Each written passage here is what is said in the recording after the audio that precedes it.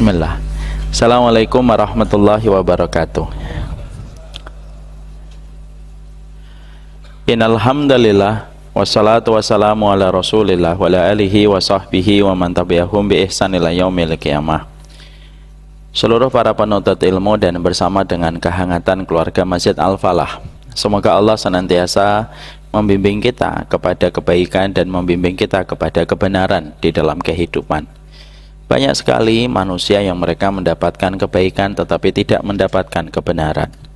Banyak sekali pula manusia yang mendapatkan kebenaran tetapi tidak memiliki figur kebaikan di dalam dirinya. Padahal kebaikan dan kebenaran itu dua jodoh yang mereka sehidup semati dan tidak terpisahkan. Inilah yang menjadikan kita senantiasa kita berharap semoga setiap ilmu yang kita miliki menghantarkan kita kepada kebenaran, tetapi tidak melunturkan sifat kebaikan yang ada pada diri kita. Orang yang paling sabar itu harusnya orang yang berada di taman ilmu. Orang yang senantiasa lapang hatinya, senantiasa bermurah hati, dan senantiasa memberikan prasangka yang terbaik, harusnya mereka yang ada di taman ilmu. Karena sesungguhnya kebenaran itu senantiasa menebalkan kebaikan di dalam kehidupan kita. Semoga Allah memberikan kebaikan dan kebenaran di dalam kehidupan kita. Alhamdulillah, tentunya kita senantiasa bersyukur kepada Allah. Syukur itu mungkin pastinya secara tidak otomatis memberikan kepada kita kekayaan, tapi pastinya syukur itu menghadirkan kenikmatan pada setiap rezeki yang telah Allah berikan kepada kita. Tidak setiap orang yang mendapatkan rezeki bertahan kenikmatannya sampai sekian lama, kecuali mereka yang senantiasa bersyukur. Ada orang yang terkadang punya mobil, mungkin pertama kali dia bahagia, tapi setelah 5 tahun mungkin mobilnya itu tidak lagi memberikan kepadanya kenikmatan, karena mungkin dia sudah hilang rasa syukurnya. Orang ketika menikah pasti bahagia karena akhirnya dihalalkan dengan seorang laki-laki ataupun perempuan yang sebelumnya dia gandrungi dan akhirnya dia menikah. Tapi apakah setiap orang itu masih merasakan bahagia dan sukacita ketika sudah 10 tahun ketika melihat pasangan yang sama? Maka tentunya belum tentu, kecuali adalah mereka yang bersyukur. Syukur itu tidak muluk-muluk, syukur itu tidak menjanjikan rupiah, syukur itu tidak menjanjikan emas, syukur itu tidak menjanjikan perak, tapi syukur itu menjanjikan kepada kita setiap karunia itu akan Allah berikan kembali kenikmatannya, walaupun kita sudah lama mendapatkan karunia itu di dalam kehidupan kita. Orang kalau baru beli mobil listrik, dia senang, ya wajar. Tapi kalau dia membeli mobil itu sudah 20 tahun dan masih bersyukur dan masih merasakan kenikmatan, itulah dampaknya syukur. Orang yang pertama kali nikah senang, wajar. Tapi orang yang masih senang ketika 15 tahun menikah dan masih merasakan kenikmatan pada pernikahannya, itu tidak setiap orang bisa mendapatkan kecuali mereka yang bersyukur. Itulah yang menjadikan kita paham, syukur itu materi wajib, primer, dan itu merupakan materi inti pada perjalanan hidup. Syukur itu menghadirkan nikmatnya kembali pada setiap karunia yang Allah berikan kepada kita, walaupun karunia itu sudah lama kita peroleh dan sudah lama kita dapatkan. Orang yang baru bangun rumah pasti senang, tapi apakah dia masih senang dengan rumahnya ketika sudah 20 tahun? Bisa jadi belum tentu dia merasakan senang sebagaimana senangnya pertama kali ketika rumah itu baru dibangun. Maka syukur itu tidak muluk-muluk. Syukur itu menghadirkan senangnya kita pada setiap karunia yang sudah Allah berikan kepada kita. Saya membeli baju ini, ini kelihatannya nggak beli ding, saya dikasih. Saya kalau saya mendapatkan hadiah baju ini, pasti pertama kali senang, warnanya warna pastel. Cocok kan buat saya, Pak Iwan? Maka sesungguhnya kalau saya baru mendapatkan hadiah baju ini, pertama kali pasti senang, wah cocok nih warnanya dengan warna kulit saya. Tapi kalau saya masih senang, walaupun baju ini sudah saya dapatkan sudah 6 tahun, nah itu tidak akan bisa kita dapatkan kecuali kita sudah bersyukur kepada Allah. Makanya maaf ya Pak, banyak ibu-ibu kadang-kadang karena kurang bersyukur, walaupun baju gamisnya sudah ada 2 lemari, tapi setiap Sabtu dan Ahad kalau mendapatkan kondangan, dia bisa berkata, saya tidak punya baju. Nah, ini pasti karena dia kurang bersyukur kepada Allah. Sama pula dengan laki-laki, kalau dia nikah dan merasa bahwasanya sudah mulai bosan, mungkin syukurnya yang perlu ditebalkan. Inilah yang menjadikan kita bersyukur, Syukur tidak menjanjikan dinar, syukur tidak menjanjikan perak, dan syukur tidak menjanjikan propertimu di Pondok Indah. Tapi syukur itu pasti memberikan kepadamu kenikmatan dan kebahagiaan pada sesuatu yang sudah lama kamu dapatkan. Syukurmu yang menjadikan Allah memenuhi janjinya, la azidannakum, pasti aku akan tambahkan nikmatnya pada apa yang sudah aku berikan. Semoga kita menjadi hamba yang bersyukur kepada Allah. Bapak dan Ibu, bersama dengan kehangatan keluarga, kajian Rabu malam, kita akan melanjutkan pembahasan kita.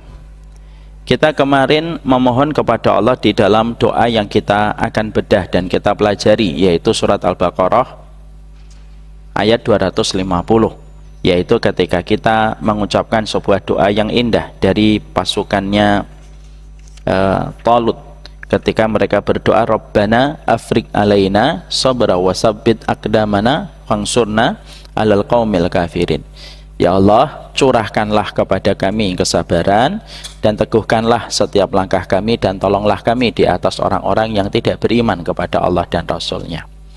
Ini merupakan salah satu di antara permohonan inti pada kehidupan kita, karena sesungguhnya kehidupan kita selaku manusia intinya itu ada pada kehidupan iman. Dan iman itu memiliki pilar, sebagaimana bangunan itu memiliki pilar. Bangunan itu punya tiang untuk menyanggahnya, maka iman pun memiliki pilar. Dan siapapun yang tidak memiliki pilar ini, imannya secara pelan tapi pasti akan runtuh ketika iman ini tidak dia dapatkan di dalam hidup imannya. Apa 3 pilar itu? Dan ini nanti ada kaitannya dengan doa yang sedang kita bahas. 3 pilar yang tentunya dibutuhkan dengan sangat oleh keimanan ada 3. Yang pertama ilmu. Karena kita paham bahwasanya kita tidak akan mungkin mendapatkan kehidupan kita, kekuatan pada perjalanan hidup kita sampai kita mendapatkan ilmu. Dengan ilmu kita tahu apa yang harus kita lakukan. Dengan ilmu bisa membebaskan kita dari banyak titik buta yang ada pada kehidupan kita. Itulah yang menjadikan iman itu butuh ilmu. Makanya orang ketika dia beriman tetapi dia tidak mau mengkaji ilmu, maka sebenarnya dia telah kehilangan salah satu tiang penting pada kehidupan iman. Bapak, kalau Bapak tidak tahu ilmu, Bapak tidak bisa menjaga imannya. Kalau kita tidak tahu ilmu, kita tidak akan tahu apa yang harus kita lakukan ketika istri kita lagi marah-marah. Kalau kita tidak punya ilmu, kita tidak akan tahu bagaimana menghadapi suami kita ketika suami kita sedang terperangkap dan terjerembab kepada sebuah dosa. Ilmu memberikan kepada kita jawaban atas pertanyaan banyak di dalam kehidupan. Bapak, saya saja tidak bisa melihat kuping saya. Kita semuanya tidak bisa melihat belakang kepala kita kecuali dengan bantuan cermin. Kalau kita saja tidak mampu melihat kuping kita, dan kita pun tidak bisa melihat belakang kepala kita dan tidak mampu melihat pundak kita, itu sebenarnya Allah sedang mengirimkan kepada kita hikmah. Manusia itu sehebat apapun, tetap ada titik butanya. Ketika manusia itu diajari oleh Allah, dia tidak bisa melihat telinganya kecuali dengan bantuan cermin. Itulah yang menjadikan manusia akhirnya paham. Iman itu ada pilarnya, dan pilar keimanan itu adalah terletak pada ilmu. Suami yang ngaji tidak akan sama dengan suami yang tidak ngaji. Istri yang tidak ngaji tidak akan sama dengan istri yang tidak ngaji. Karena sesungguhnya pilar yang pertama dalam iman itu ilmu. Pilar yang kedua dalam keimanan itu adalah keikhlasan. Bahwasanya tidak ada yang kita inginkan kecuali adalah kita mendapatkan kedudukan, mendapatkan positioning di hadapan Allah. Puncak tertinggi pada kehidupan kita adalah keimanan. Puncak tertinggi dalam keimanan terletak pada keikhlasan dan ihsan. Kamu melakukan sesuatu ketika kamu sadar Allah melihatmu. Yang ketiga yaitu adalah sabar. Makanya kita mendapati di dalam surat Al-Asr Allah menyebutkan kata kebenaran lebih dulu daripada kata kesabaran. Wa tawasau bil haqqi wa tawasau bis sabr. Saling menasihati di dalam kebenaran dan saling menasihati di dalam kesabaran. Kenapa disebutkan kata kebenaran terlebih dahulu? Setelahnya baru kata kesabaran, karena orang ketika mereka telah mendapatkan kebenaran belum tentu mereka bersabar. Inilah yang menjadikan kita faham doa yang Allah firmankan di dalam surat Al-Baqarah 250 menjelaskan kepada kita bahwasanya ini merupakan inti permohonan kita kepada Allah, yaitu ketika kita memohon kepada Allah bukan meminta sabar, tapi mencurahkan kesabaran dalam kehidupan kita. Afrogo yang kita sebutkan di dalam doa pada ayat ini artinya itu kalau bahasa kita sehari-hari itu ngecor, Pak. Bapak melihat kalau ada orang membangun bangunan, ada besi-besi yang tegak, yang bentuknya itu kotak-kotak gitu. Setelah itu kan diisi dengan semen dan dicor. Proses pengecoran itu di dalam bahasa Arab kurang lebihnya disebut dengan kata afrogho. Karena apa? Kita tidak hanya meminta sabar, tapi kita memohon supaya seluruh kesabaran mengisi ruang yang kosong di hati, jiwa kita, pikiran kita, dan seluruh lini dalam kehidupan kita. Dan kita ingin memiliki fondasi cor-coran yang paling kuat, dan tidak ada fondasi cor-coran yang paling kuat kecuali adalah kesabaran. Inilah yang menjadikan kita akan melanjutkan, karena kesabaran itu merupakan kesabaran yang merupakan bagian inti dalam keimanan, dan kedudukan sabar itu sebagaimana kedudukan kepala di dalam tubuh manusia, yang orang bisa kehilangan kaki, orang bisa kehilangan tangan, tapi tidak bisa kehilangan kepala. Dan kedudukan sabar itu sebagaimana kedudukan kepala, sebagaimana perkataan para ulama terdahulu. Maka kita pun harus mengetahui, karena kita tidak mungkin bisa bersabar kalau kita tidak mengetahui ilmunya. Inilah diantara banyak kekacauan kesimpulan hari ini.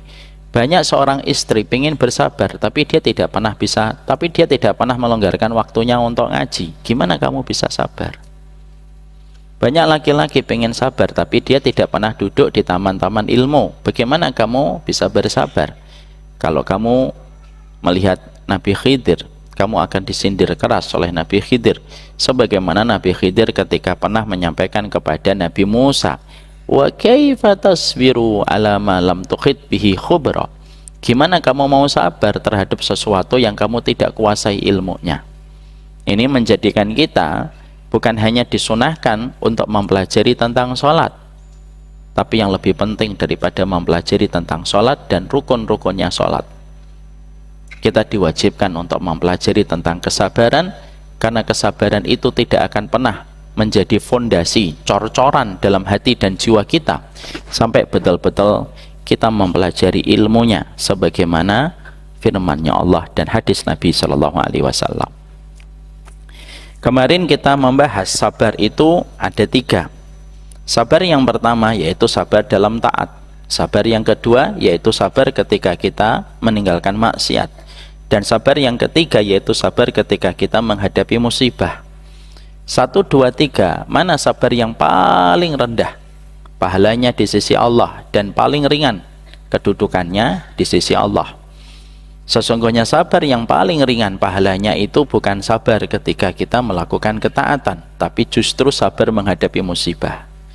Kenapa sabar menghadapi musibah itu merupakan sabar yang paling rendah pahalanya dibandingkan sabar nomor 1 dan 2? Karena sabar ini bersifat ijbari.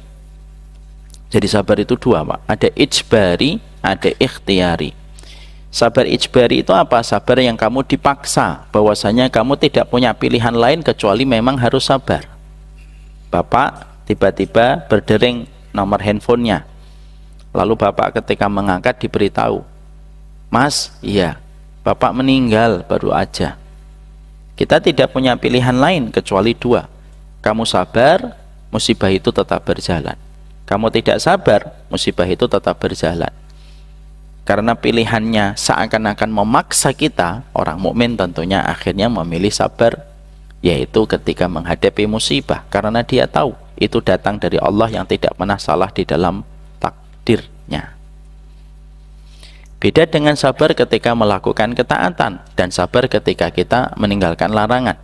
Sabar ketika melakukan ketaatan dan sabar meninggalkan larangan itu bukan bersifat ijbari, tapi bersifat ikhtiari. Pilihannya banyak banget. Tapi Bapak memilih untuk sabar di antara banyak pilihan-pilihan yang lainnya. Bapak tidak mau mengambil riba. Sebenarnya Bapak punya pilihan untuk mengambil riba, menikmati riba, dan banyak pilihan yang lainnya dari turunan riba. Tapi Bapak meninggalkannya dan Bapak lebih memilih meninggalkan riba itu. Karena sabar itu betul-betul bersifat opsional, pilihan. Itulah yang menjadikan pahalanya semakin besar di sisi Allah. Karena apa? Semakin banyak pintu yang Bapak tutup dan Bapak membuka hanya satu pintu, yaitu pintu kesabaran. Itulah yang dinamakan sabar yang paling gede. Sabar di dalam taat dan sabar ketika kita meninggalkan larangan. Maka kita pada pekan lalu juga membahas sabar dalam ketaatan itu setidaknya rangkumannya, intinya, core-nya itu ada 5 di dalam sabar ketika melakukan ketaatan. Sabar yang pertama, sabar ketika kita berkeluarga. Yang kedua, sabar ketika kita menuntut ilmu.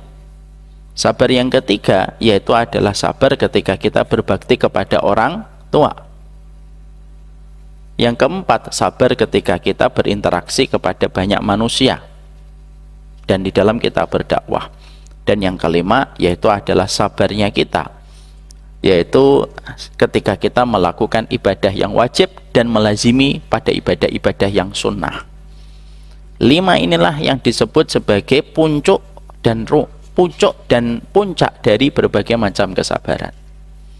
Makanya kemarin kita baru membahas satu, yaitu adalah kita memahami di antara sabar yang paling puncak, yaitu adalah sabar ketika kita bersama dengan pasangan kita. Makanya kemarin kita sampaikan bahwasanya sabar kepada suami kita dan sabar kepada istri kita itu betul-betul membutuhkan kesabaran puncak pada kehidupan kita.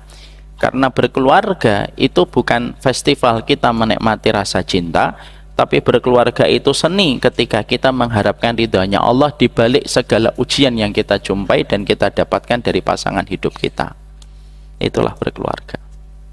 Makanya sabarnya kita di dalam kehidupan kita berumah tangga jauh lebih besar daripada sabar yang kita berikan kepada perkara-perkara lain di luar konteks rumah tangga kita.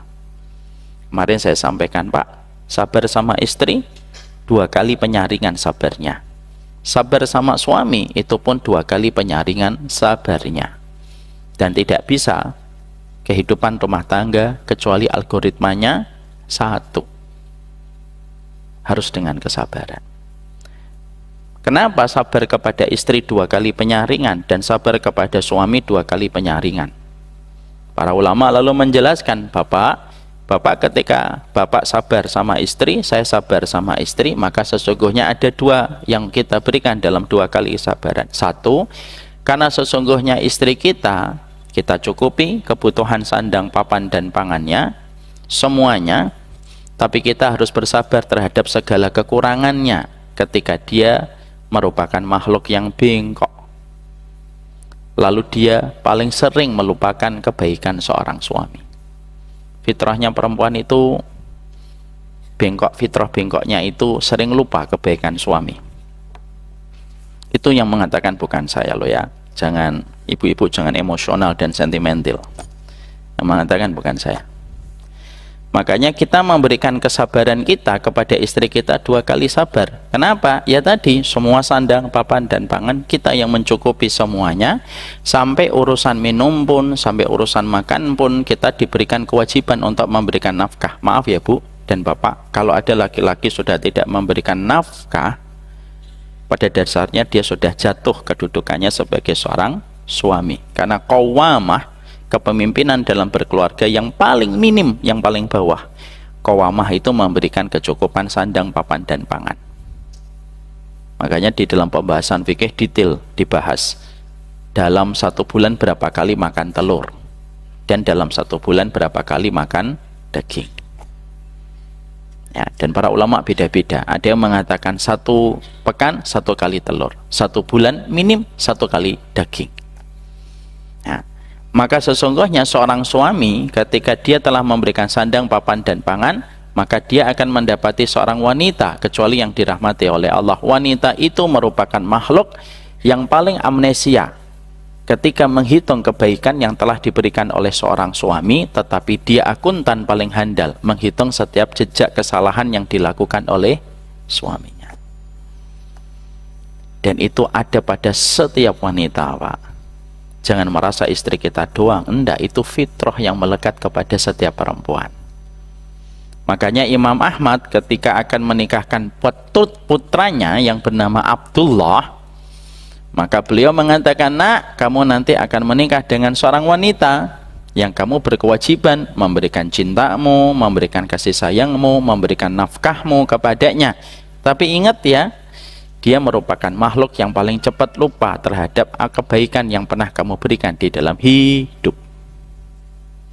Jadi nanti kalau saya dan Bapak menjumpai ini, jangan kaget.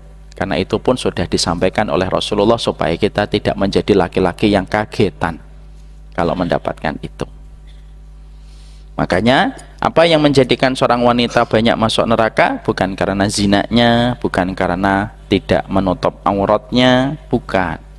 Tapi almost kebanyakan wanita itu dimasukkan ke neraka sebagaimana sabda yang sudah sering kita dengarkan di dalam banyak majelis ilmu ketika mengutip sebuah hadis Nabi, yakfurna bil ashir, mereka itu kufur sama suaminya kalau suaminya telah melakukan banyak kebaikan, lapisan kebaikan demi kebaikan, lalu suaminya melakukan satu kesalahan. Begitu cepatnya seorang wanita disergap oleh perasaannya, lalu dia cepat berkata kepada suaminya, mali ra'aitu minka khairun qattun, kenapa sih kamu jadi suami itu kok tidak ada kebaikannya sama sekali? Maka tetap sabar.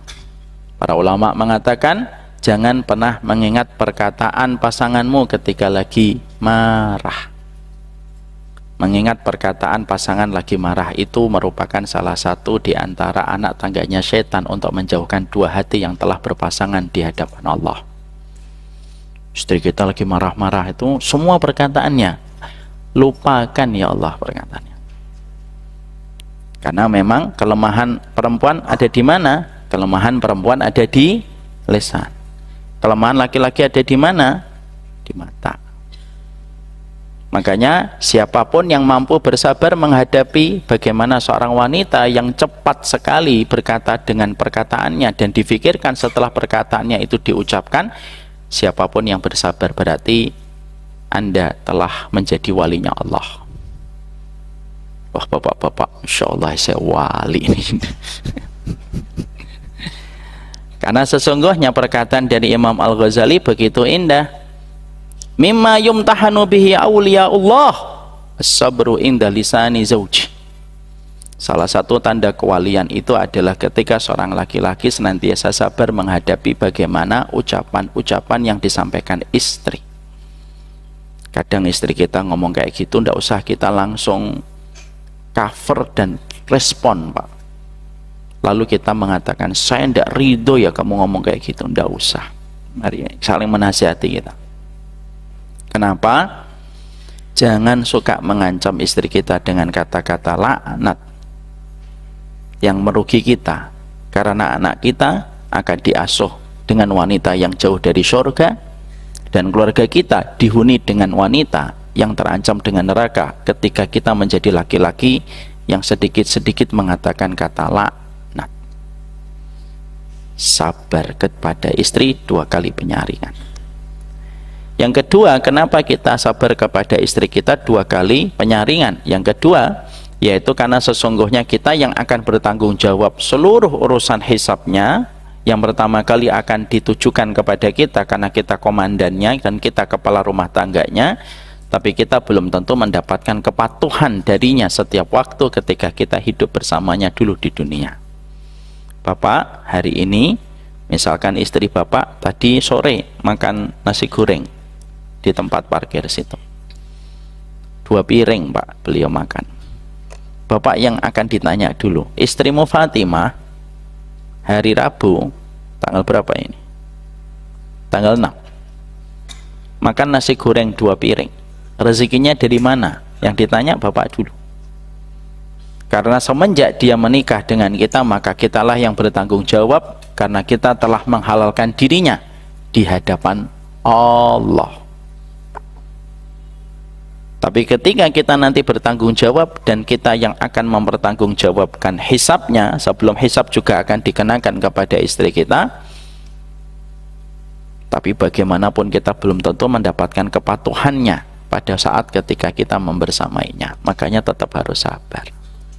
Sama, bukan hanya seorang suami ketika menghadapi istrinya 2 kali sabar.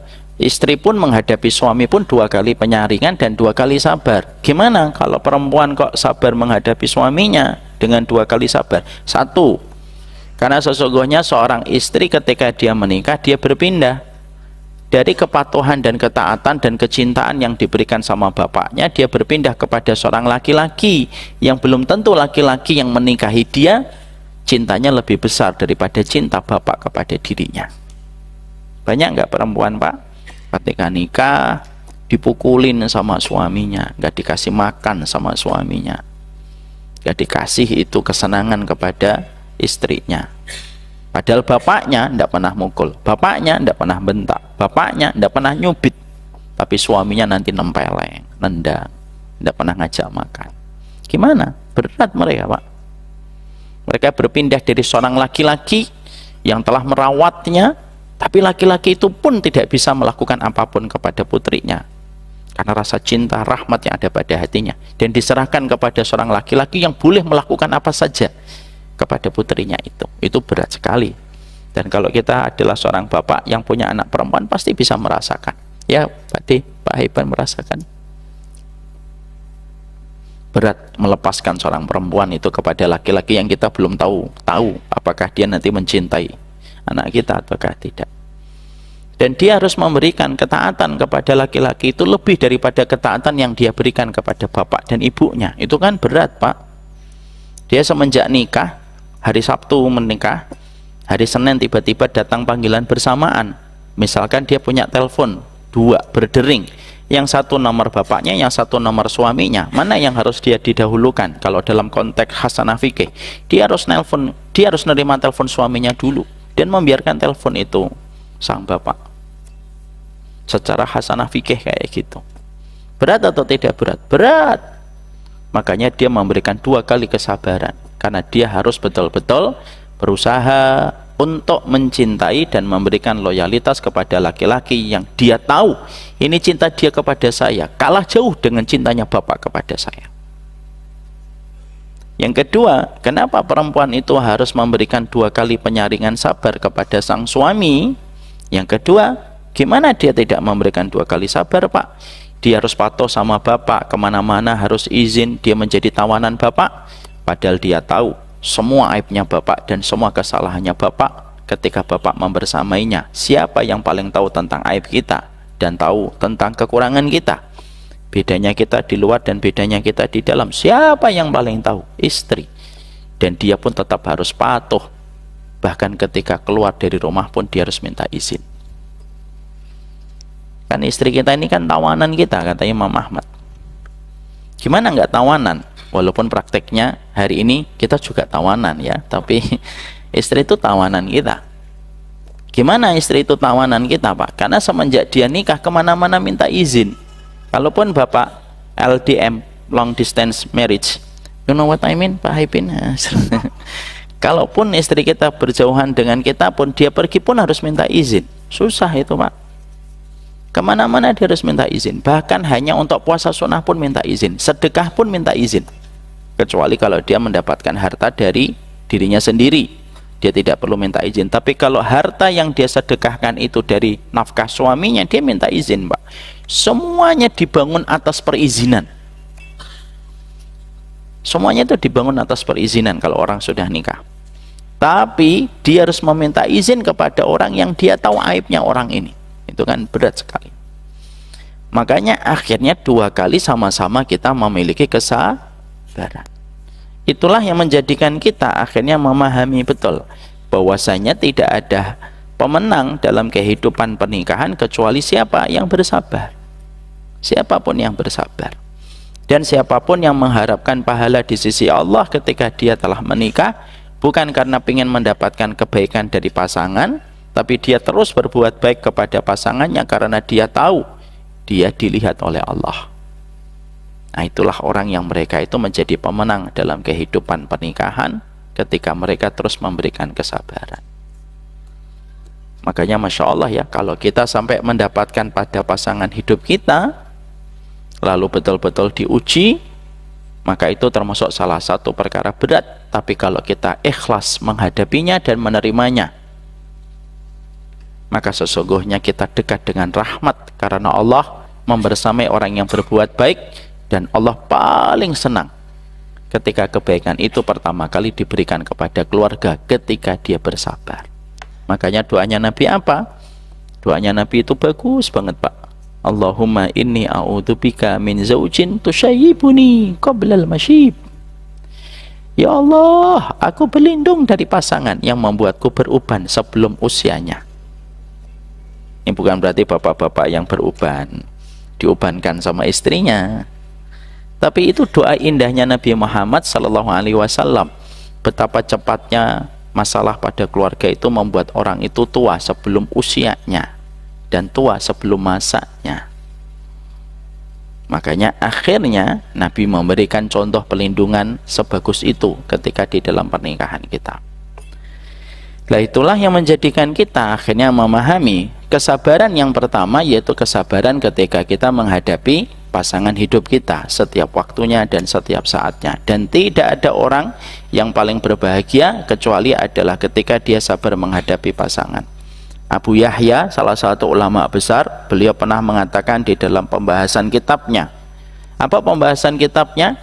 Tidak ada perkara yang paling aku harapkan nanti ketika aku berjumpa dengan Allah kecuali pahalaku ketika aku bersabar menghadapi pasanganku.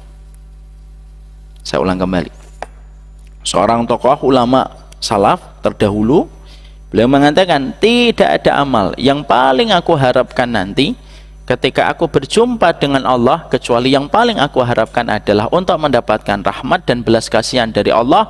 Allah berbelas kasihan kepadaku ketika aku sabar menghadapi makhluk yang Allah kirimkan dalam pernikahanku. Dan ini konteksnya untuk suami kepada istri, istri kepada seorang suami. Makanya kalau akhirnya kita dalam pernikahan itu akhirnya cuma cinta, ya cinta itu terkadang sabarnya hilang. Makanya indah perkataan dari Umar bin Khattab, awukilal buyuti alal hub fa'aina ri'aya wa'aina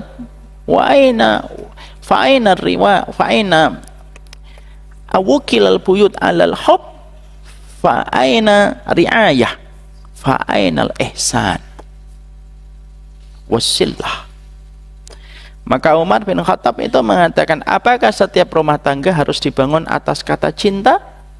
Kalau rumah tangga itu harus dibangun atas kata cinta, mana letaknya ihsan? Mana letaknya tanggung jawab? Dan mana letaknya kita menyambung kekerabatan dengan keluarga pasangan kita? Kalau semuanya rumah tangga itu dihabis-habiskan atas nama cinta.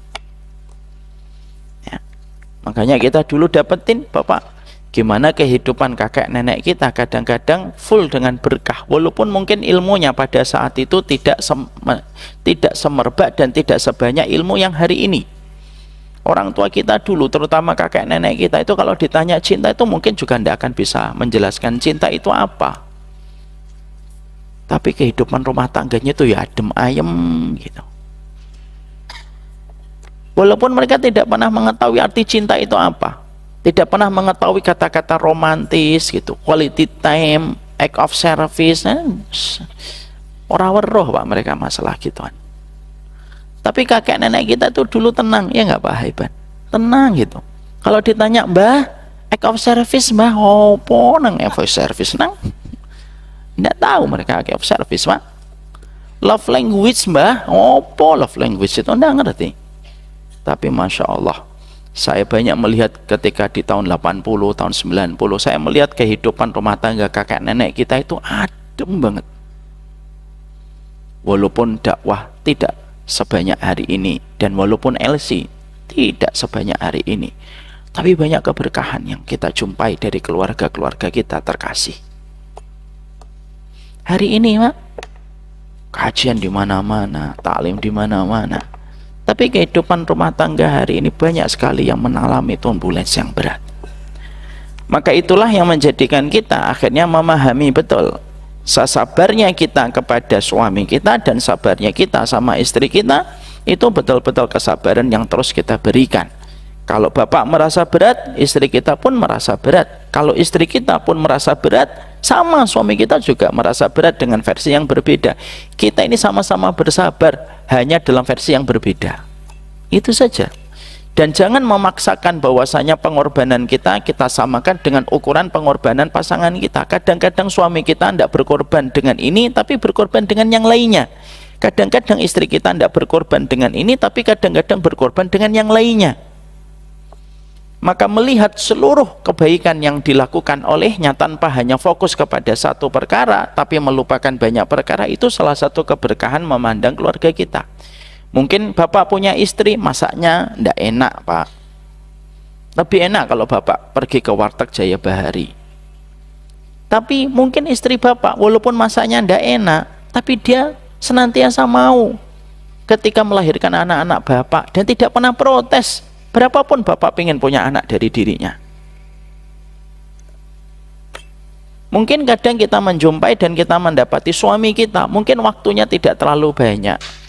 Tapi bisa jadi dialah orang yang paling peduli ketika kita sakit dan paling tidak bisa mendapati kabar bahwasanya kita meninggal dunia lebih dulu daripada dirinya. Kita nggak pernah tahu.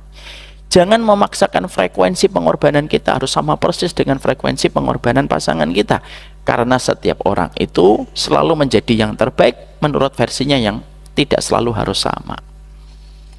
Makanya kita kembalikan pada konsep kita berkeluarga. Ini saling menasihati dan ini nasihatin saya banget. Perkataan dari Imam Al-Ghazali itu apa? Konsep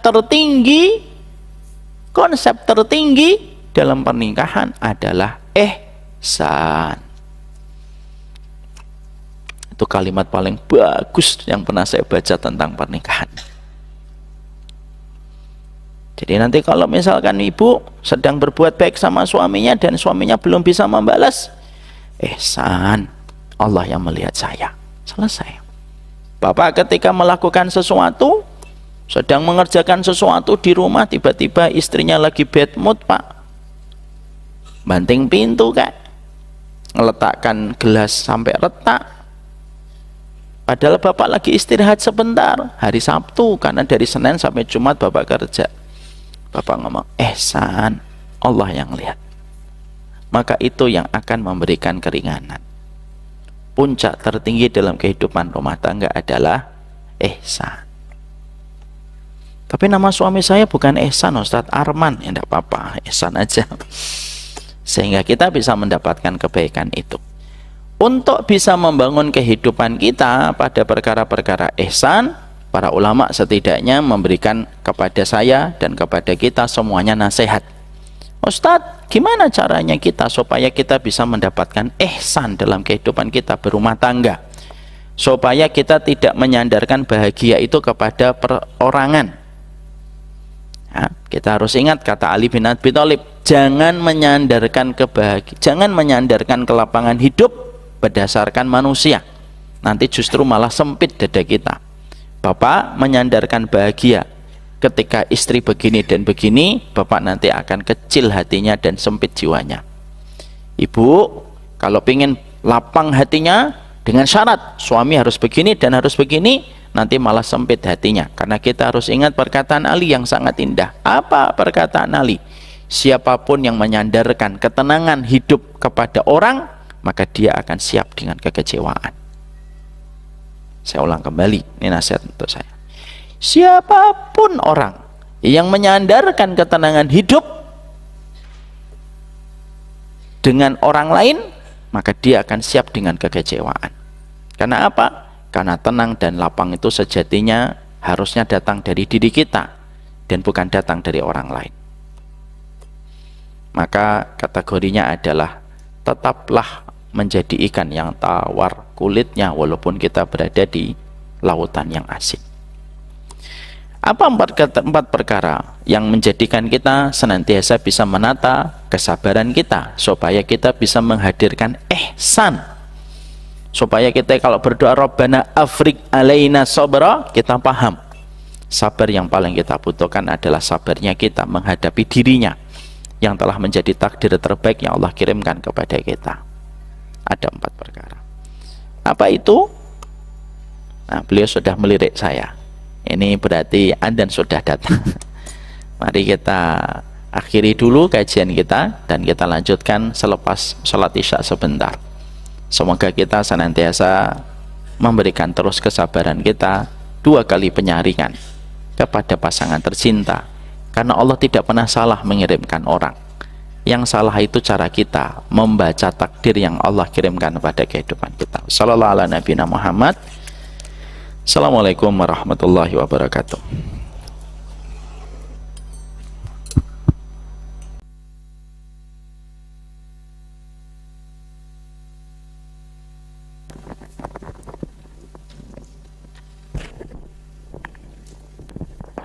Bismillah.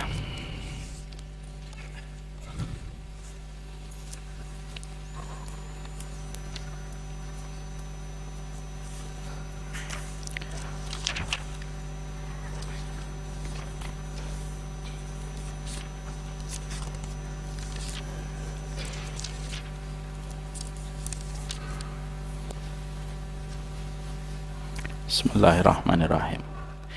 Assalamualaikum warahmatullahi wabarakatuh. Jadi itulah yang menjadikan kita akhirnya memahami betul bahwasanya pada kehidupan kita, ketika kita telah dipersamakan dengan pasangan hidup kita pada konteks keluarga, maka tidak ada seni tertinggi dan teragung pada kehidupan kita berumah tangga kecuali adalah meletakkan ihsan. Kita berbuat baik bukan karena kita mengharapkan dia pun berbuat baik yang sama seketika, tapi sesungguhnya ketika kita telah memaksakan diri kita untuk terus berbuat baik kepadanya, karena kita merasa bahwasanya kita telah dilihat langsung dan telah diawasi oleh Allah. Dan tidaklah seseorang yang melakukan sesuatu karena dia merasa diawasi oleh Allah itu jauh lebih indah dan jauh lebih memiliki dampak kebaikan dibandingkan orang yang melakukan kebaikan hanya karena mengharapkan kebaikan orang ketika membalasnya. Dan marilah kita selalu ingat betul bahwasanya kunci ketenangan dan kelapangan hidup kita tidak boleh kita sandarkan kepada makhluk, sebagaimana kita tidak boleh menyandarkan bagaimana kelapangan hidup kita sandarkan kepada manusia, walaupun itu adalah suami ataupun istri kita. Semakin kita ingin hidup kita bahagia dengan syarat suami kita begini, justru semakin kita akan sempit hati kita.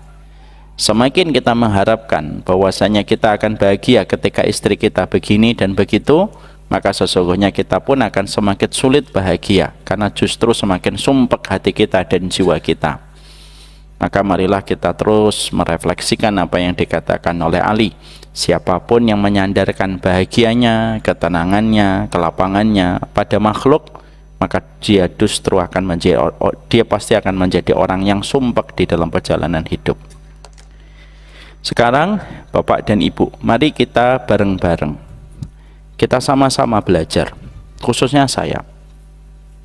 Apa yang harus kita lakukan di dalam perjalanan kita ketika kita memohon kesabaran, dan supaya kita bisa mendapatkan kesabaran ketika kesabaran itu ditopang dengan ilmu dan tentunya dengan petunjuk.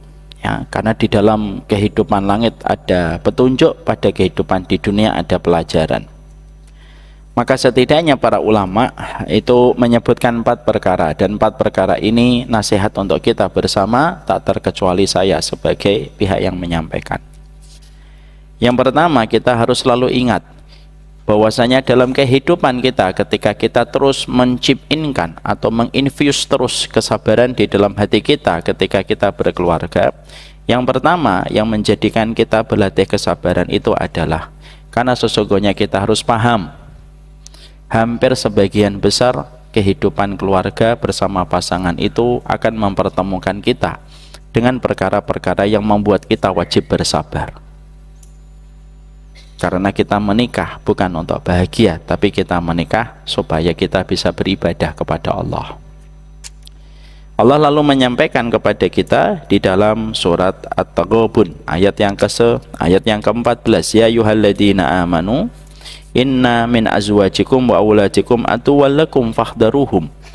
Maka sesungguhnya Allah pun sudah mengingatkan kepada kita di dalam surat At-Taghabun ayat yang ke-14, wahai orang yang beriman, sebagian dari pasanganmu dan sebagian dari anak-anakmu itu adalah menjadi musuh bagimu, fahdharuhum, maka hendaklah kalian itu waspada. Lalu Allah menyampaikan, wa in ta'fu wa tasfahu wa taghfiru fa innallaha ghafurur rahim. Tapi kalaupun kalian mendapatkan bahwasanya musuh kalian itu, bahwasanya pasangan kalian itu musuh, Allah membuatkan kepada kita sebuah jalan keluar. Tapi kalau kalian memaafkan, berlapang dada dan memberikan maaf, sesungguhnya kamu akan mendapati Allah itu Maha Pengampun lagi Maha Penyayang. Kita mendapati ini merupakan ayat yang pertama untuk menjelaskan kepada kita bahwasanya untuk melatih kesabaran pada kehidupan kita pada pernikahan, kita harus selalu waras untuk mengingat. Bukan kamu saja yang diuji dengan pasangan, sebagaimana ratusan juta orang yang pernah hidup di atas muka bumi ini pun mereka diuji dengan pasangannya.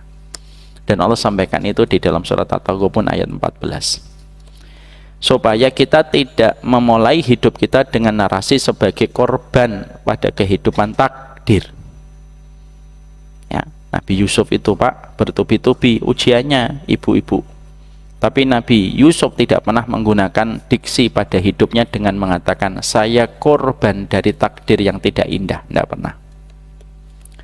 Makanya kita lalu diberitahu oleh Allah di dalam ayat ini, apa sih fungsinya ayat ini? Ayat yang ke-14 surat At-Taghabun memberitahukan kepada kita supaya kita tetap sadar secara utuh, hadir secara penuh, bahwasanya sebagian besar pada kehidupan keluarga itu mereka diuji bahwasanya pasangan itu menjadi musuh. Ketika yang satu pengen ke barat, pasangannya ke timur. Ketika pasangan ingin ke utara, pasangannya ke selatan. Dan itu sudah disampaikan oleh Allah supaya kita tidak menjadi laki-laki dan perempuan yang cepat kagetan kalau tiba-tiba itu kita jumpai pada kehidupan pernikahan kita. Kenapa Allah buatkan surat At-Tolak, Pak? Kenapa Allah buatkan surat At-Tolak? Ya terkadang memang ketika dialog dan islah tidak lagi bisa memberikan kebaikan, ya kadang-kadang tolak itu menjadi jalan keluarnya, walaupun ini bukan jalan keluar pertama yang diberikan oleh syariat. Tapi disitulah kita akhirnya mengerti untuk melatih kesabaran kita, maka sesungguhnya kita harus mengerti betul Allah itu memang memberikan sebagian besar fitrah pada keluarga itu mereka mendapatkan musuhnya. Sehingga ketika kita sadar kita bukan seorang diri di atas muka bumi yang mendapatkan pasangan kita, memberikan ruang ujian pada kehidupan kita, maka menjadikan kita bisa lebih lega karena kita bukan seorang diri dan kita bukan satu-satunya yang paling menderita di dalam kehidupan pernikahan kita. Kamu merasakan sabar, dia pun merasakan sabar. Kamu meneteskan air mata, maka dia pun meneteskan air mata. Karena sama-sama kita berada pada perjuangan dalam versi yang berbeda. Laki-laki telah berjuang, perempuan pun telah berjuang dalam versi yang berbeda-beda dan tidak harus sama versi itu. Makanya surat At-Taghabun ayat 14 memberikan kepada kita sebuah narasi yang sangat indah untuk menjadi petunjuk. Jangan pernah merasa seorang diri ketika diuji dengan pasangan hidup. Ada nggak orang solih yang diuji dengan pasangan hidupnya? Banyak orang solih yang mereka diuji dengan pasangan hidupnya, dan mereka pun memberikan kesabaran sesuai dengan pertolongan yang Allah berikan kepada mereka. Nabi Ismail, apa kurangnya Nabi Ismail, Pak? Patuh tanpa syarat, taat tapi kepada Allah, bahkan disembelih pun dia berkorban kepada Allah tanpa dia merasa ragu. Bahkan dalam beberapa riwayat dikisahkan bagaimana ketika dia itu akan disembelih oleh bapaknya, dia meminta supaya bapaknya itu menyingsingkan bajunya dari Nabi Ibrahim itu dalam kisah di dalam kitab Al-Bidayah wan Nihayah. Kenapa dia suruh Nabi Ibrahim menyingsingkan bajunya? Supaya darahnya Ismail nanti tidak terciprat kepada baju bapaknya, lalu baju bapaknya itu ketika ada noda darahnya nanti bapaknya kalau melihat jadi sedih, dan sedih itu nanti mengurangi ridho. Sedahsyat itu Nabi Ismail. Tapi apakah Nabi Ismail mendapatkan pasangan yang menggembirakan hatinya? Nabi Ismail mendapatkan pasangan di mana ketika beliau lagi keluar, kedatangan Nabi Ibrahim, lalu Nabi Ibrahim bertanya tanpa disadari oleh istrinya Nabi Ismail, lalu istrinya Nabi Ismail menyebutkan deretan kesulitan demi kesulitan yang dirasakan bersama Ismail. Sampailah Nabi Ibrahim memberikan sebuah wasiat supaya nanti kalau Ismail pulang mengganti palang pintunya. Itu memberitahukan kepada kita bahwasanya setingkat para nabi pun mereka diuji dengan pasangan hidup. Maka sesungguhnya surat At-Taghabun memberikan kepada kita kewarasan bahwasanya bukan kita saja yang diuji, tapi sesungguhnya sebagian besar orang itu diuji dengan pasangan. Ini yang pertama. Yang kedua, setelah kita membedah surat At-Taghabun ayat 14, kita membuka surat An-Nisa ayat 19. Surat An-Nisa 19 itu juga memberikan kepada kita apa perkara yang bisa menjadikan seseorang itu memiliki lapisan kesabaran pada kehidupan mereka. Yang kedua, karena sesungguhnya kita ketika memberikan kesabaran demi kesabaran di dalam kehidupan kita berumah tangga, karena kita tahu bahwasanya tidak ada kesabaran yang sia-sia, dan kesabaran itu bisa jadi memaniskan balasan yang kita dapatkan pada kehidupan masa mendatang. Karena sesungguhnya sesuatu yang manis tidak akan pernah dirasakan kecuali orang yang telah melewati dengan kesabaran. Nikmatnya minuman tidak akan pernah senikmat ketika orang sedang berbuka puasa dengan minuman itu. Dan nikmatnya balasan tidak akan pernah dirasakan maksimal kecuali mereka yang selama hidupnya mereka mendapatkan ujian, salah satunya dari pasangan hidup. Makanya Allah menyampaikan kepada kita pada surat An-Nisa ayat 19. Apa surat An-Nisa 19? Ketika Allah menyampaikan fa in karihtumuhunna fa asa an takrahu syai'a wa yaj'alallahu fihi khairan katsira. Allah itu sudah menyampaikan kepada kita.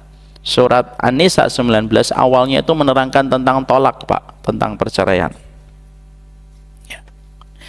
Maka sesungguhnya ketika menerangkan tentang hubungan suami istri, Allah menutup ayat tersebut dengan sebuah closing yang sangat indah. Kalaupun kamu menjumpai apa yang tidak kamu sukai dari pasanganmu, maka bisa jadi apa yang tidak kamu sukai dari pasanganmu, maka sesungguhnya di dalamnya ada banyak kebaikan di masa mendatang. Dan Allah bukan menyebutkan khairan, tapi Allah memberikan kata sifat pada khairan, yaitu fihi khairan katsira. Allah memberikan kepadamu ada banyak kebaikan. Bisa jadi kita menghadapi satu kekurangan istri atau suami, tapi kita mendapatkan balasannya lebih banyak daripada satu kekurangan yang sedang kita sabarin. Ya. Jadi Allah menutup ayat ini, ada satu tafsir yang bagus. Kalau kamu sabar sama pasanganmu, kamu bukan hanya mendapatkan balasan kebaikan. Nanti dibedah ya di rumah sama pasangan kita. Tapi kalau kamu bersabar menghadapi pasanganmu, kamu sabar menghadapi suamimu, kamu sabar menghadapi istrimu, maka Allah itu yang akan menjadikan kesabaranmu yang ini, satu ini, sama pasanganmu ini, maka Allah menutup surat An-Nisa 19 dengan kalimat yang sangat indah, wa yaj'alallahu fihi khairan katsira. Allah itu sering menyebut kata khairan berdiri sendiri, Pak. Tapi ketika Allah menyebutkan balasan bagi orang yang sabar kepada pasangannya, Allah tidak menyebutkan kata khairan berdiri sendiri, tapi Allah menyebutkan kata khairan ditambahi dengan kata sifat, yaitu katsira. Katsira itu bukan hanya dikasih kebaikan, tapi kebaikan yang banyak. Allah ketika menyampaikan tentang masalah tentang yang taat dan berbuat kebaikan, Allah menyebutkan khairan. Tapi ketika Allah menyebutkan engkau berbuat baik dan sabar terhadap apa yang tidak kamu sukai dari pasanganmu, Allah berikan kepadamu banyak kebaikan dan bukan satu kebaikan. Ya, jadi saya ingat ada sebuah kisah, saya itu Qadarullah, lupa Pak nama ulama ini. Saya cari-cari di kitab sampai sekarang belum ketemu. Tapi saya pernah baca, ada satu ulama yang dia itu sangat terkenal dengan kefakihannya dan kewaraannya. Maka ada seseorang dari muridnya bertanya kepada beliau, kenapa engkau menjadi orang yang luar biasa fakih dan warok semacam ini? Maka ulama itu berkata, ini karena kesabaran bapakku menghadapi kecerewetan ibuku. Nah, ada jawabannya begitu. Maka sesungguhnya kisah nyata ini relate sekali dengan apa yang Allah sampaikan di sini. Kenapa sabar tetap harus kita berikan kepada pasangan hidup kita? Karena kebaikan sama pasangan itu tidak pernah sia-sia. Innal birra la yabla. Kebaikan itu tidak pernah usang, kebaikan itu tidak pernah expired. Nah, makanya ada satu kajian yang bagus. Bertengkar itu lumrah. Berselisih itu wajar. Yang tidak wajar itu ketika salah satu pasangan sampai rela berkata, sampai 3 berkata, aku berbuat baik sama dirimu, maka sesungguhnya semuanya sia-sia. Nah, itu yang aib. Itu yang aib. Berarti dia menganggap bahwasanya kebaikan dia kepada pasangan itu hanya mengharapkan pasangan itu bisa meresponnya, dan dia melupakan Allah ketika sedang kecewa. Tidak boleh. Makanya yang kedua, menebalkan kesabaran di dalam kehidupan kita, kita harus selalu ingat ujung ayat pada surat An-Nisa 19. Wa yaj'alallahu fihi khairan katsira. Allah tahu nggak kalau bapak sabar menghadapi istri? Allah tahu. Mana yang Allah tidak tahu? Allah tahu. Nabi Muhammad bermuka masam kepada Abdullah bin Umi Maktum ketika tidak ada satupun yang mata melihat aja Allah tahu di atas arsy-Nya. Kenapa kamu bermuka masam kepada Abdullah bin Umi Maktum? Abasa wa tawalla. Kalau Allah saja tahu Nabi Muhammad tercinta, beliau sempat melengos dan bermuka masam kepada Abdullah bin Umi Maktum, di mana tidak ada satupun sahabat yang tahu. Hatta Abu Hurairah pun tidak tahu. Abu Hurairah tidak tahu Nabi bermuka masam. Allah tahu. Mungkin nggak Allah tidak tahu kesabarannya seorang suami? Allah tahu. Mungkin nggak Allah tidak tahu kesabarannya seorang wanita menghadapi suami? Allah tahu. Masa Allah tidak tahu? Allah tahu. Semuanya Allah tahu. Yang menjadi masalah itu kadang-kadang kita kalau lagi jadi suami atau menjadi istri lagi kecewa, kita merasa seakan-akan tidak ada orang yang tahu kesedihan kita menghadapi pasangan kita. Padahal Allah tahu, Allah mengerti, Allah yang paham, dan Allah yang paling tahu sampai batas mana kesabaranmu yang kamu berikan kepada makhluk yang Allah kirimkan kepada kehidupan kita. Ya. Maka yang kedua, ingat, wa yaj'alallahu fihi khairan katsira. Ayo ulang Pak, bareng-barengnya Pak sama saya dan Ibu. Bismillah. Wa yaj'alallahu fihi khairan katsira. Ya. Ulang-ulang ini untuk kita bacain dalam dada. Kenapa saya bisa mengatakan itu? Saya mengambil pelajaran dari Ibnu Taimiyah. Ibnu Taimiyah itu kalau terkadang beliau sedang merasa agak mulai futur, maka Imam Ibnu Taimiyah itu sering membacakan iyyaka na'budu wa iyyaka nasta'in. Hanya kepadamu ya Allah kami menyembah dan kepadamu kami meminta pertolongan. Nah, ini bisa kita ambil sebagai contoh. Kalau bapak dan ibu lagi dalam kondisi berat, ada sesuatu yang bapak dan ibu tidak sukai dari pasangan, dan ternyata itu terkadang berlarut-larut tidak selesai-selesai, maka katakan sama kita, wa yaj'alallahu fihi khairan katsira. Nanti bapak baca itu. Pas bapak baca itu, istrinya juga sama membaca itu, wa yaj'alallahu fihi khairan katsira. Nanti dua-duanya membaca. Tapi di situ kita mendapati bahwasanya tidak ada kesabaran yang terus kita berikan kepada pasangan kita, kecuali yang harus kita ingat, Allah akan memberikan kepada kita banyak kebaikan dan bukan satu kebaikan. Sabarmu 1, sabarmu 2, tapi balasannya dengan balasan khairan katsira. Ibnu Umar sabar sama istrinya, lahirlah Salim Pak yang menjadi ulama di antara kalangan tabi'in.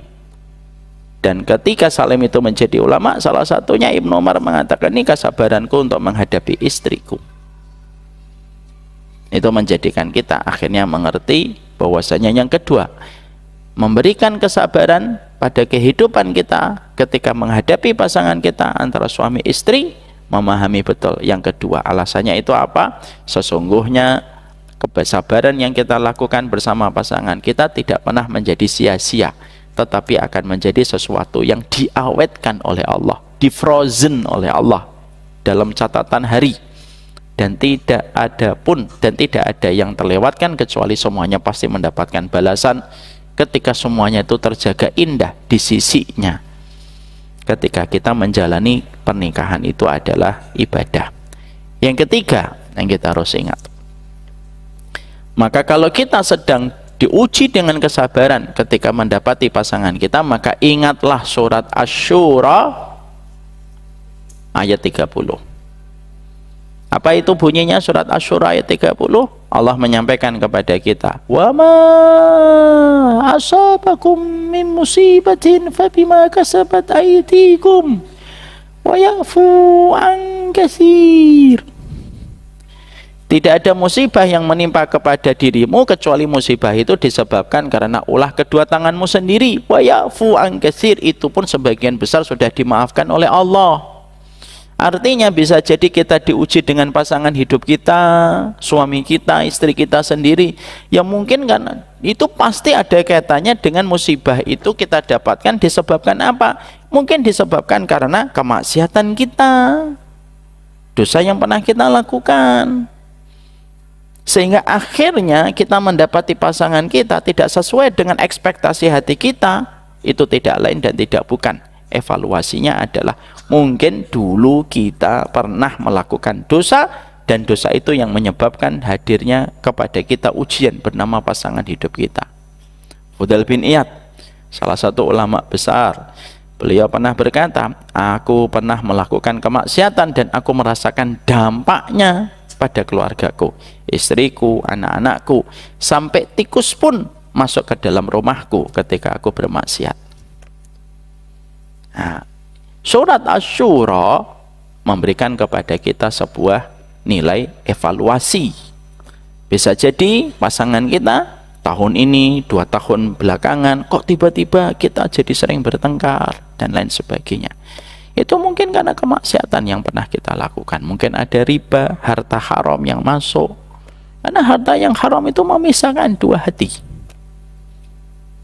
Mungkin karena kita melakukan satu dosa, tanpa kita sadari dosa itu selalu mengundang kepada kita berbagai macam kesulitan. Sadar atau tidak sadar, pelan tapi pasti kemaksiatan itu kesulitan itu akan datang membersamai ketika kita melakukan kemaksiatan, terutama ketika kemaksiatan itu dilakukan oleh kepala rumah tangga, bapak, ibu, dan diri saya sendiri. Ikan itu busuknya selalu dimulai dari kepala.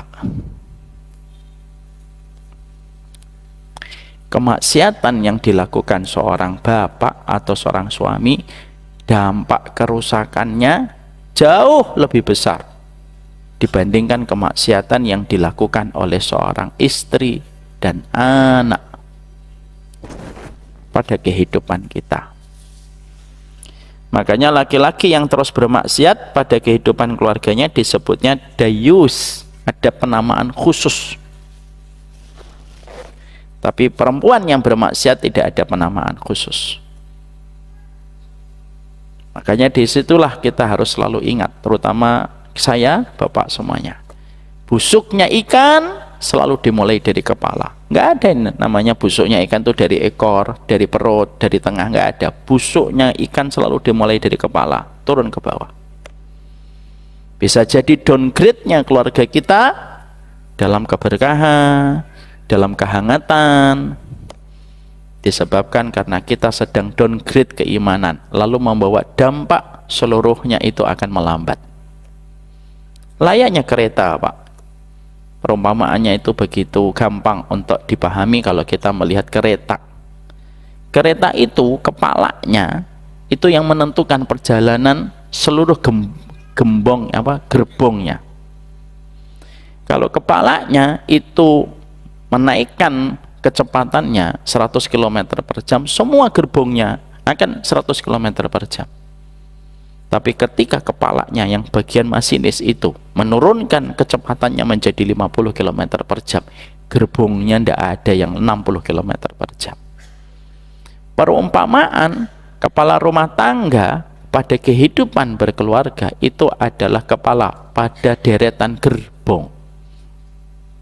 Dan bisa jadi setiap kesulitan, setiap kehangatan yang menguap, setiap keharmonisan yang menghilang, itu ada kemaksiatan yang dilakukan oleh seorang suami, terutama dalam masalah harta.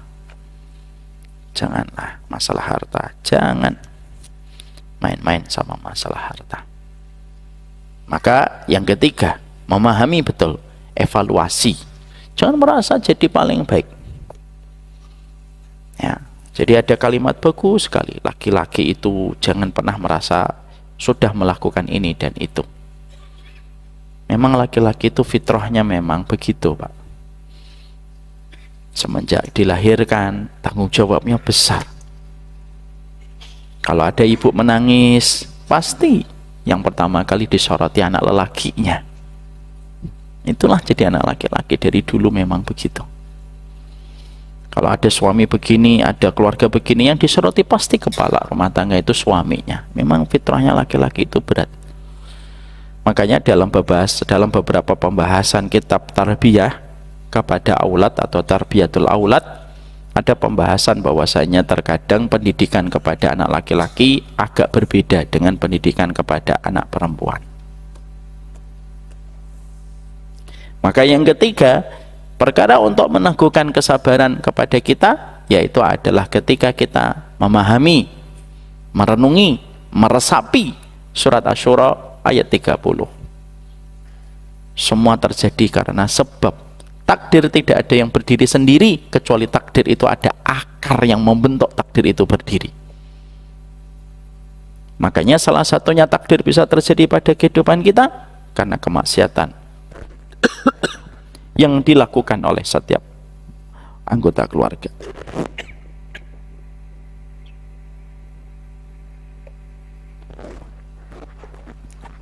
Yang terakhir, apa yang menjadikan kita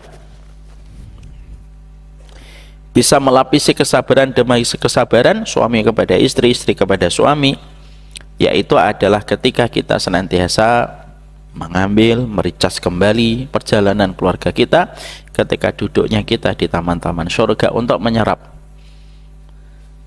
kekuatan demi kekuatan supaya melahirkan kesabaran menghadapi pasangan hidup kita. Makanya laki-laki yang duduk di kajian tidak sama dengan laki-laki yang tidak pernah duduk di taman surga. Perempuan yang tidak pernah datang ke taman surga itu tidak akan sama dengan perempuan yang tidak pernah datang ke tempat taman surga. Dengan kita ngaji, kita akhirnya tahu, oh mungkin saya yang salah, oh mungkin saya lupa mentadabburi surat At-Taghabun, oh mungkin saya lupa dengan surat An-Nisa ayat 19. Akhirnya kita terbuka view-nya kita dalam menghadapi apa yang kita hadapi pada ujian kehidupan bersama dengan pasangan hidup. Dan kita harus ingat ya, yang kita harus selalu ingatkan adalah ujian apapun yang kita rasakan di dunia itu hanya bersifat sementara. Tadi saya ngobrol dengan Pak Hiban sebelum sholat Isya. Beliau tadi ngomong, waktu sekarang cepet banget ya. Baru kemarin Rebu, dah Rebu. Tahu-tahu sudah November, bentar lagi Desember, dah tahun baru lagi, ganti tahun. Bapak Ibu tahu nggak, kenapa Allah jadikan dunia ini cepat? Kenapa di akhirat itu satu hari sebanding dengan 1000 tahun di akhirat?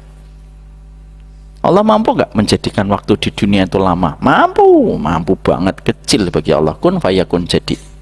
Tapi kenapa Allah jadikan waktu di dunia itu cepat? Ternyata itu tanda cintanya Allah kepada kita, supaya yang beramal tidak penat dan tidak bosan, supaya yang bermaksiat sadar maksiatmu itu yo nikmatnya yo sebentar.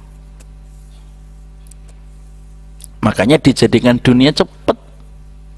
Coba kalau dijadikan dunia itu 1 hari sebanding dengan 1000 tahun, Pak, pegel, Pak. Bapak nunggu kajian hari Rabu malam, nunggu 7000 tahun. Ya, kita akan bertemu kajian kembali hari Rabu 7000 tahun lagi insya Allah. Pegel, Pak, nunggunya. Lelah, letih. Makanya dijadikan akhirnya waktunya cepat. Makanya akhirnya nanti kalau kita dapat ujian bersama pasangan, katakan dan kita afirmasi kepikiran kita, ini cepat kok. Makanya kata-kata bagus yang pernah saya baca di salah satu tulisan dari seorang ulama, bukan ulama lah, Musaqqaf itu kayak orang yang punya wawasan luas. Beliau menuliskan di kitab yang baru saja saya baca, katakan pada kehidupan dunia yang bergerak cepat, semuanya akan cepat berlalu. Supaya ketika kamu senang, cepat katakan, semuanya akan berlalu, supaya kesenanganmu tidak menjadikan sombong. Kalau lagi kamu sedih, katakan kepada dirimu, semuanya akan berlalu, supaya kamu tidak terlalu sedih berlarut-larut, karena kamu tahu semuanya akan berlalu. Makanya kalau kita ingin melakukan kebaikan, berat banget, malam-malam jam 2 kita mau bangun, berat gitu, katakan, semuanya akan berlalu, supaya kita langsung tergerak untuk melakukannya, karena itu pun juga cepat kalau kita kerjakan. Sama-sama, Pak, sudah 1 minggu dari minggu yang lain, dari minggu yang lalu, yang melakukan ketaatan selama sepekan ini sudah berlalu, yang tidak melakukan ketaatan selama sepekan ini pun sudah berlalu juga. Maka sesungguhnya dengan itulah kita semakin paham, semuanya akan berlalu. Supaya yang bahagia, jangan terlalu sombong, karena kebahagiaanmu hari ini ketika kamu diuji dengan kesyukuran, tidak menjadikan kamu lupa kepada Allah, karena semuanya bisa diambil tiba-tiba. Yang sedang diuji dengan pasangan pun mengatakan semuanya akan berlalu, bahwasanya tidak selamanya pasangan kita itu nguji kita dan memberikan kepada kita air mata. Pasti ada saat-saatnya kita akan tertawa bersama setelah kita meneteskan air mata karena kecewa oleh apa yang dia perbuat. 4 perkara itu melatih kesabaran saya, bapak, dan ibu dalam kehidupan kita berumah tangga. Surat Surat At-Taghabun ayat 14, Surat An-Nisa 19. Kemudian yang ketiga yaitu adalah bagaimana ketika kita melatih kesabaran kita, sesungguhnya kita pun juga memahami betul ini dengan ilmu yang menjadikan kita bisa untuk senantiasa melatih kesabaran kita. Tidak ada orang yang paling patut mendapatkan kesabaran dalam kehidupan kita kecuali adalah pasangan kita. Seburuk-buruknya istri kita hari ini, sesungguhnya dia yang tetap membukakan pintu walaupun dia mengetahui semua aibnya kita pada perjalanan hidup. Seburuk-buruknya suami kita hari ini, bagaimanapun dia adalah orang yang bertanggung jawab di dalam hisab ketika nanti kita berdua dihadapkan di pengadilan Allah. Selalu ada alasan untuk bersabar, dan tidak ada alasan yang paling indah untuk bersabar kecuali adalah ilmu yang memberikan kekuatan. Barakallahu fiik. Ini sabar yang pertama, sabar bersama dengan keluarga kita. Yang kedua, sabar bersama dengan orang tua kita. Yang ketiga, sabar menuntut ilmu. Yang keempat, sabar ketika berinteraksi dan ketika kita berdakwah. Dan yang kelima, sabar ketika kita melakukan ibadah yang wajib ataupun yang sunnah. Insya Allah kita akan bahas pada pertemuan kita selanjutnya. Pertemuan kita selanjutnya, sabar ketika menuntut ilmu. Konkretnya itu apa? Dan sabar ketika kita berbakti kepada ibu dan bapak kita. Wassallallahu ala nabiyina Muhammad. Walhamdulillahirabbil alamin. Mari kita pulang menuju kepada keluarga tercinta. Bagi yang belum menikah, kasihan ya, belum nikah-nikah.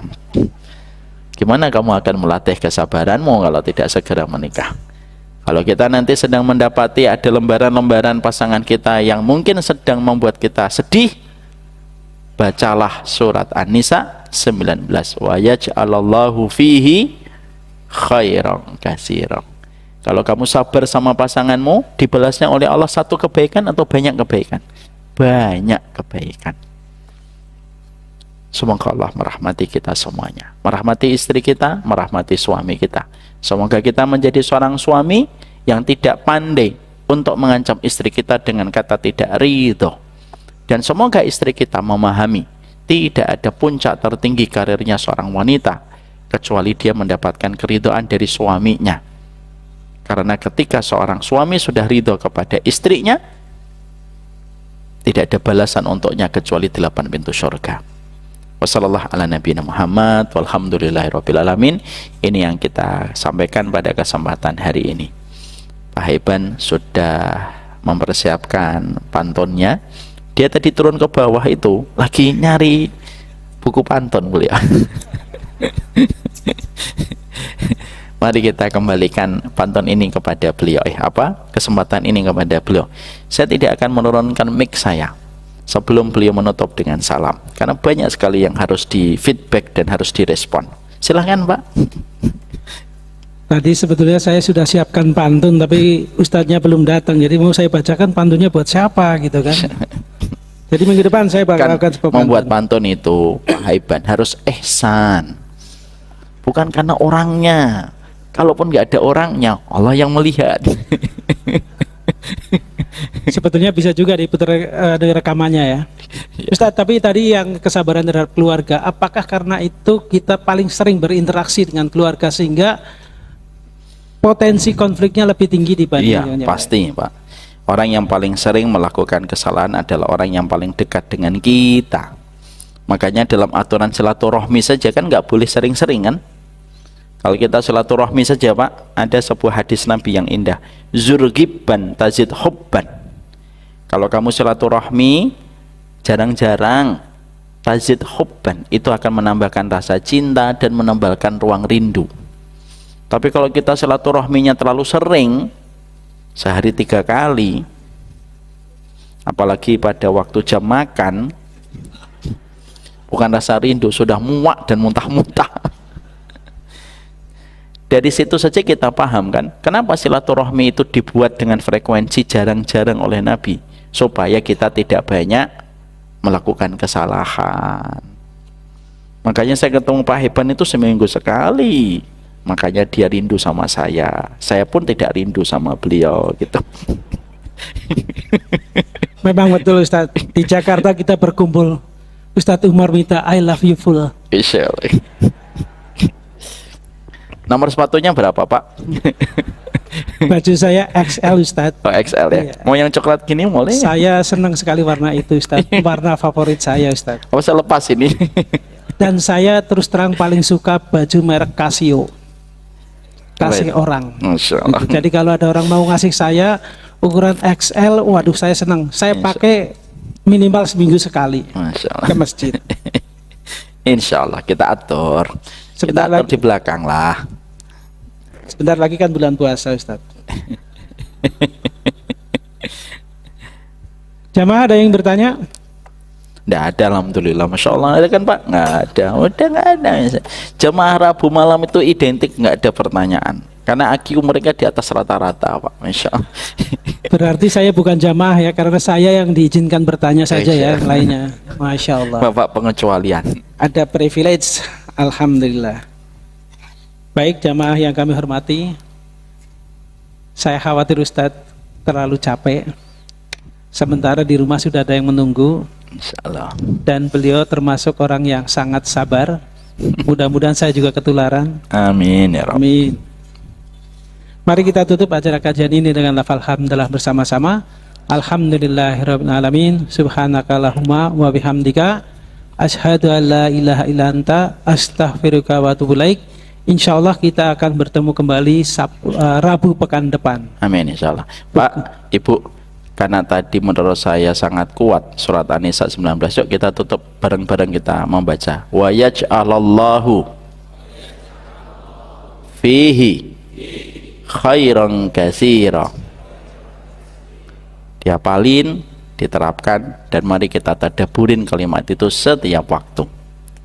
Sabarmu satu, tapi balasannya banyak di sisi Allah. Subhanakallahumma wa bihamdika, asyhadu an la ilaha illa anta, astaghfiruka wa atubu ilaika. Assalamualaikum warahmatullahi wabarakatuh.